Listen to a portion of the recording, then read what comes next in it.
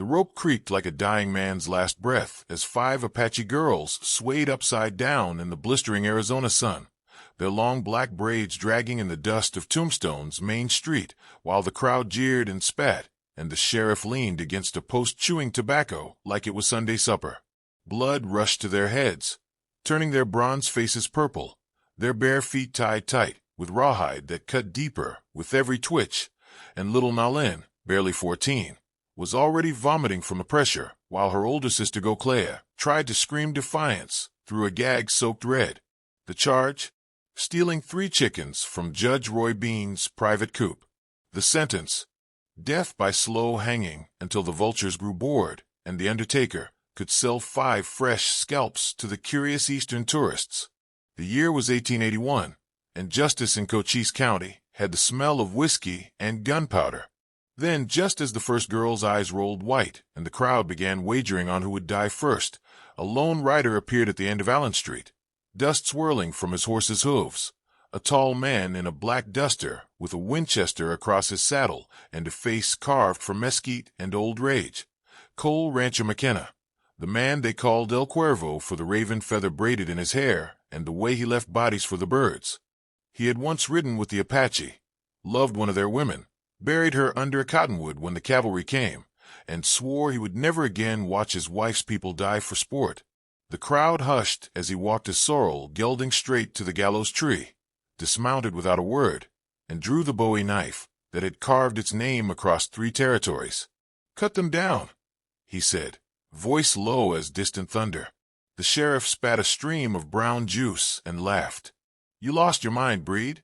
These savages stole from a judge." Cole never blinked. "I said cut them down, or I start with you." The deputy reached for his Colt, but the hammer was already back on Cole's own pistol, a .44 Russian that had belonged to a dead Tsar's courier, and the deputy suddenly remembered he had a family. The rope man hesitated, sweat pouring from under his hat, because every soul in Tombstone knew Cole McKenna had killed 17 men and 1 woman who drew on him first, and none had needed a second bullet. Cole stepped forward, sliced the first rope with a single upward flick, and Nalin dropped like a sack of corn into the arms of her sobbing sister. One by one the girls fell, coughing, crying, legs too numb to stand, while the crowd parted like the Red Sea before Moses carrying iron. The judge came storming out of the saloon waving a warrant, face redder than his beard, screaming about federal law and Indian depredations, but Cole just kept cutting until Goclea, the last and fiercest, landed on her feet, snatched the knife from his hand, and cut her own ankle bonds while staring death at every white face that had cheered her dying. She spoke in Apache, fast and furious, and Cole answered in the same tongue, telling her to take the girls and ride south, that he would buy them the minutes they needed. Goclea hesitated, pride and gratitude warring in her eyes, then pressed her forehead to his for 1 heartbeat before leading her sisters toward the stolen horses tied behind the livery. The sheriff finally found his courage when the girls were mounted, drew his Schofield, and shouted for the posse to form up. Cole swung back into the saddle, levered around into the Winchester, and fired once into the dirt at the sheriff's feet. "Next one goes through your badge, Harlan. Let them go." Half the men in the street wanted no part of dying for 3 stolen chickens. The other half wanted the bounty on Cole's head more than they feared it. Guns cleared leather, hammers clicked like rattlesnakes, and the street exploded into smoke and thunder. Cole spurred his horse straight through the gauntlet, shooting left and right with the calm of a man stacking firewood, dropping 2 deputies and wounding the judge's nephew in the shoulder before the sorrel leaped the barricade at the end of town and thundered toward the Dragoon Mountains. Behind him the 5 Apache girls rode like the wind itself, Goclea in the lead, her long hair flying like a war banner, screaming the high ululating cry that once froze cavalry troopers in their tracks. Bullets whined past them as the posse gave chase, but Cole had planned for this. He had spent the night moving his best horses to a hidden arroyo, and now he led the posse straight into the box canyon where 20 Chiricahua warriors waited with Spencer carbines, bought from Mexican smugglers. The ambush was short and bloody.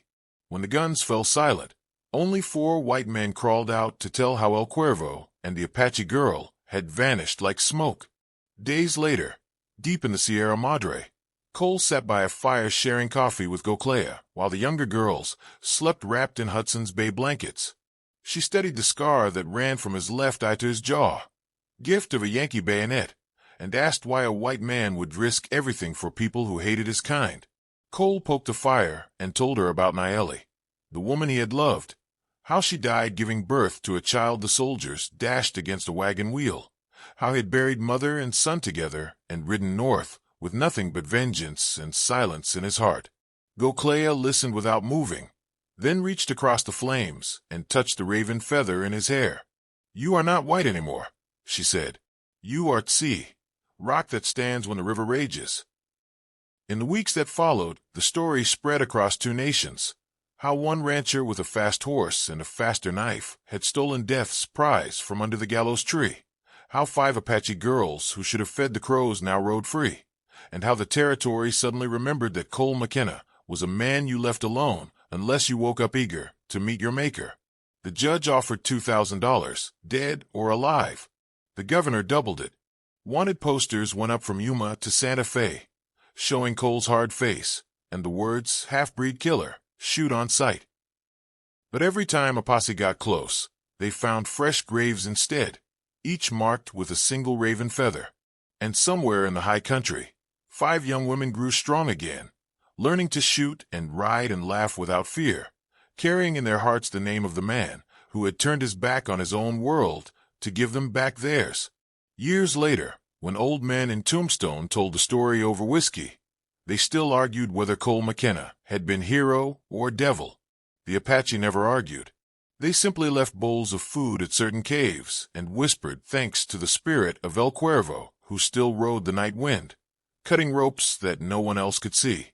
If this story of justice and redemption in the wild days of the frontier set your blood on fire, smash that subscribe button and ring the bell so you never miss the next tale of the Old West, where courage was measured in gun smoke and a man's word was all he owned.